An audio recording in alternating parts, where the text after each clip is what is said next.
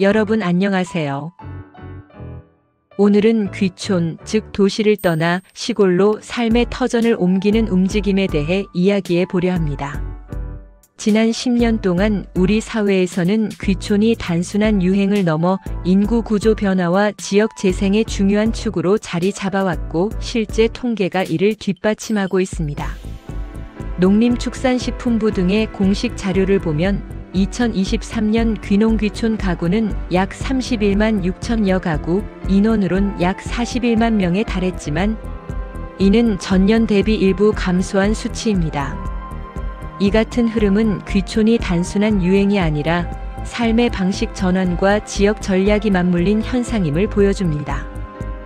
실제로 귀촌에 성공한 국내 지자체 사례도 눈에 띕니다. 전북 완주군은 체험형 귀촌의 본보기라 할 수 있습니다. 예비 귀촌자들은 완주의 탐색 프로그램과 체류형 농업창업센터에서 몇 달간 실제 생활을 경험하며 농업 실습과 마을 주민과의 교류를 통해 정착 가능성을 타진합니다. 특히 고산면의 교육 공동체에서는 귀촌인 가족이 자녀 교육과 마을 활동을 병행하고 점차 마을의 일부로 자리 잡는 구체적 모습이 나옵니다. 이는 단순한 주거 이전이 아니라 마을 구성원으로의 정착을 가능하게 하는 방식입니다. 충북 괴산군은 또 다른 성공 모델입니다. 유기농 농업을 중심으로 생산자 공동체와 가공 공동체를 조성해 농산물 직거래 및 지역 브랜드화를 통해 안정된 소득 구조를 확보합니다. 이러한 공동체 기반은 단순한 농사 그 이상으로 지역의 사회적 자본과 경제적 구조를 재생하는 핵심 축이 되었습니다. 귀촌인들은 공동체의 일원으로 참여하며 공동체 네트워크를 통해 마케팅, 유통, 브랜드 운영 등에서도 주도적인 역할을 합니다. 경상북도에서는 도시청년 시골 파견제라는 정책적 접근이 인상적입니다. 이 제도를 통해 도시의 청년들이 경북의 읍면 지역에 일정 기간 머물며 창업하거나 지역 사업을 시작하도록 장려하고, 이 과정을 통해 지역 자원을 활용한 다양한 비즈니스 모델이 형성됩니다. 연구 결과 실제로 이 프로그램에 참여한 청년들은 지역 특산물 가공, 문화 콘텐츠, 커뮤니티 기반 사업 등에서 정착에 성공하는 경우가 상당하고, 이는 단순 인구 유입 이상의 지역 재생 효과를 만들어냅니다. 이처럼 국내 여러 지역이 귀촌을 지역 전략과 결합한 반면, 해외에서는 또 다른 방식의 귀촌 재생 모델이 있습니다. 먼저 유럽의 상황을 보면 많은 농촌 지역이 인구 감소와 고령화로 어려움을 겪고 있지만, 동시에 일부 지역에서는 새로운 전략으로 활로를 모색하고 있습니다.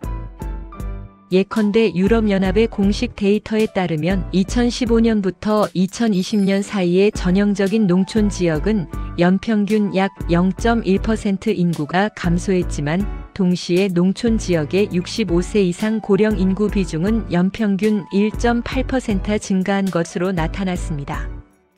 또 유럽 전체 인구의 약 30%가 농촌 지역에 살고 있지만, 이 지역은 상당한 면적을 차지하며 기후변화, 인구 절벽, 사회적 서비스 부족 등의 복합 과제를 안고 있습니다.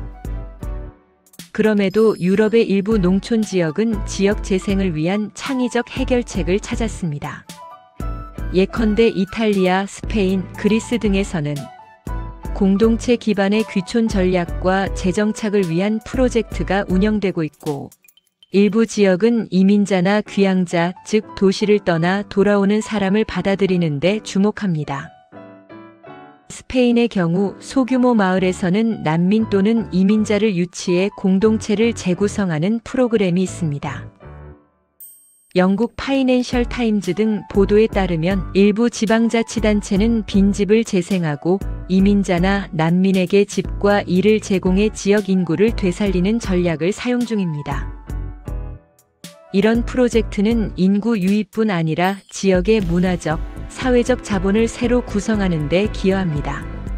또 하나 주목할 만한 유럽 사례는 그리스의 작은 마을 포르나입니다. 이곳에서는 정착 프로그램을 통해 가족 단위 이주자를 유치하고 마을 학교와 교회 공동체가 함께 협력해 새로운 가족들을 지역에 정착시키는 방식이 성공을 거두고 있다는 보도가 있습니다. 이러한 전략은 단순 인구 증가를 넘어 마을의 사회적 구조를 복원하고 미래 세대를 위한 기반을 마련하는 모델로 평가받고 있습니다.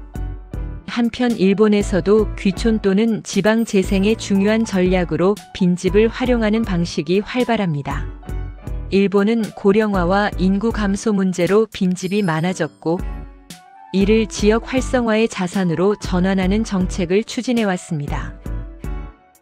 건축학 연구에 따르면 빈집을 리모델링해 민박, 공방, 카페 등으로 재활용하는 사례가 늘고 있으며 특히 시골 지역에서는 관광과 커뮤니티 기능을 갖춘 시설로 빈집이 재탄생하고 있습니다. 사회적 사업으로 빈집 재생을 시도하는 지역에서는 재생된 주택이 지역 방문객이나 체류형 거주자를 유치하는 동력이 되며 이를 통해 지역 경제와 공동체가 살아나는 효과가 보고되고 있습니다.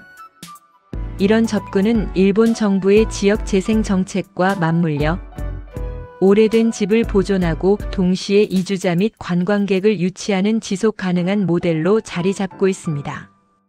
이처럼 유럽과 일본의 해외 사례는 단순히 인구를 끌어오는 것만이 아니라 지역의 자산, 즉 문화, 건물, 공동체를 활용하여 재생을 꾀하는 방식이라는 공통점을 가집니다.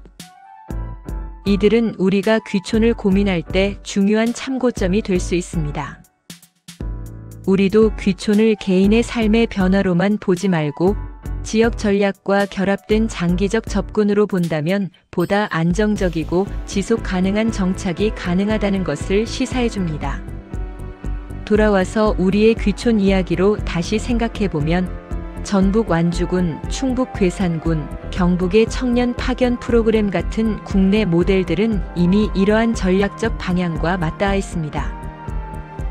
완주는 체험과 교육, 괴산은 생산과 공동체, 경북은 창업과 지역 자원을 결합함으로써 단순 인구 유입이 아니라 정착과 재생을 목표로 삼고 있습니다. 그리고 해외 사례처럼 우리가 귀촌을 실행할 때도 주거 기회, 공동체, 경제 구조, 사회적 연결성을 함께 고려하는 것이 중요합니다. 귀촌을 고민하시는 분들께는 낭만만 쫓기보다는 현실적인 계획이 필요하다는 말씀을 드리고 싶습니다. 초기 투자, 생활비, 건강 상태, 지역 공동체와의 관계 등 다양한 요소를 미리 점검하고 가능한 경우 체류형 프로그램을 활용해 실제 생활을 경험해 보는 것이 매우 유용합니다. 동시에 지자체나 중앙정부가 제공하는 프로그램과 정책을 잘 살피고 지역 전략과 자신의 비전을 조화시키는 것이 귀촌 성공의 핵심 열쇠가 될 수 있습니다. 오늘 이야기한 국내와 해외의 귀촌 재생 전략이 귀촌을 고민하시는 분들에게 조금이나마 유용한 정보와 인사이트가 되었길 바랍니다. 감사합니다.